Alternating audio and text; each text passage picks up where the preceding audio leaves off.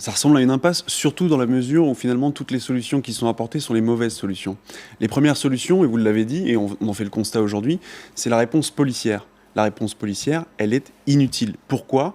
Parce que nous avons des personnes qui sont malades. Les addicts au crack, les toxicomanes qui sont en errance dans les rues, sont des personnes qui sont malades, qui causent évidemment des problèmes de sécurité publique, mais qui sont d'abord des personnes malades. Donc envoyer la police pour démanteler un camp, ça ne fait que déplacer le problème. Le rôle de la police, ça n'est pas de sevrer des malades, ça n'est pas d'apporter un soin.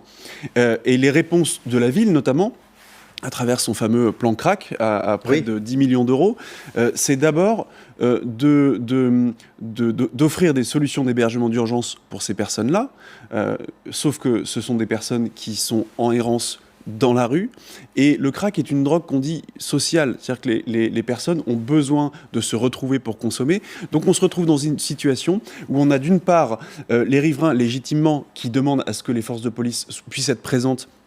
Sauf que les policiers, il suffit de discuter avec eux, sont parfaitement démunis, et ça n'est pas leur rôle que de les mettre en cellule de dégrisement ou en garde à vue, sinon vous congestionnez totalement les commissariats du Nord-Est parisien, et ça n'est pas non plus une bonne solution que d'accompagner la consommation de crack avec des maraudes associatives qui distribuent des kits de stérilisation, des pipes à crack stérilisées, etc., parce que vous ne faites qu'entretenir la dépendance et la consommation de rue. Donc la seule des solutions, c'est de pouvoir sortir les toxicomanes de la rue, pouvoir les placer dans des centres de désintoxication avec une prise en charge sanitaire sur le long terme. Ça fait des mois que j'entends des riverains excédés qui me disent on va en venir à des solutions plus radicales, parce qu'effectivement les seaux d'eau, les jets d'œufs, ça ne fait pas la une de vos médias, mais c'est quotidien.